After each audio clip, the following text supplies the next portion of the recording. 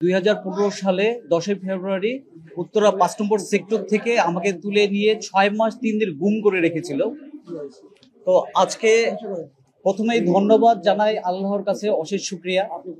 আসলে আমরা হয়েছিলাম গুম, বিশ্বের নানা প্রান্তে গুম অর্থাৎ জোরপূর্বক গায়েব করে দেওয়ার বিভীষিকা আমরা প্রত্যক্ষ করেছি।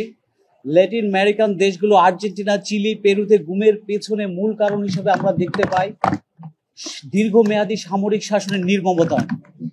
আবার যদি আফ্রিকান দেশগুলো কিংবা মধ্যপ্রাচ্যে যুদ্ধ বিধ্বস্ত দেশগুলো, সেখানে যদি গুমের পেছনে মূল কারণ হিসেবে আমরা দেখতে পাই গৃহযুদ্ধ, সশস্ত্র সংঘাত, সরকারি ও বিদ্রোহী বাহিনীর মধ্যে অস্পষ্ট সীমারেখা, সেখানে কারা গায়েব করছে তা বোঝা যায় না, শাসক না সন্ত্রাসী সীমারেখা ঝাপসা হয়ে যায়। কিন্তু বাংলাদেশে শেখ হাসিনা শাসন আমলে গুমের ঘটনাগুলো, সংগঠিত গুমের ঘটনাগুলো একেবারে ভিন্ন প্রকৃতির।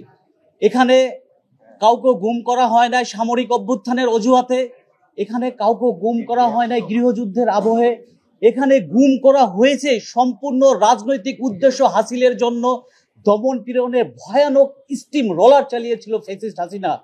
হিউম্যান রাইটস ওয়াচের দক্ষিণ এশিয়ার ডিরেক্টর মীনাক্ষী গাঙ্গুলি এক প্রতিবেদনে বলেন, এশিয়ার অন্য 4টি রাষ্ট্র থেকে বাংলাদেশে গুমের ঘটনাগুলো অধিক নির্মম ও নজিরবিহীন। ফ্যাসিস্ট হাসিনার নির্দেশে সরাসরি গুমের সাথে জড়িত ছিল সরকারের বিভিন্ন বাহিনী। হাসিনার আমলে গুম করার প্রধান অপরাধ ছিল ভিন্ন রাজনৈতিক মতাদর্শ ধারণ করা। এখানে আজকে ট্রাইব্যুনালে তো আপনারা ভালো করেই জানেন 15 সেনা সদর অফিসারকে নিয়ে আসা হয়েছে। এটা বাংলাদেশের অনেক বড় অ্যাচিভমেন্ট।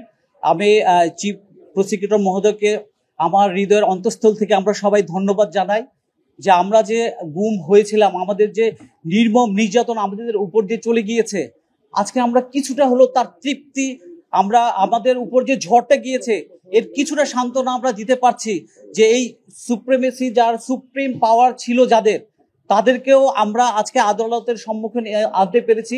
এটা আমাদের জন্য একটা বিরাট অ্যাচিভমেন্ট।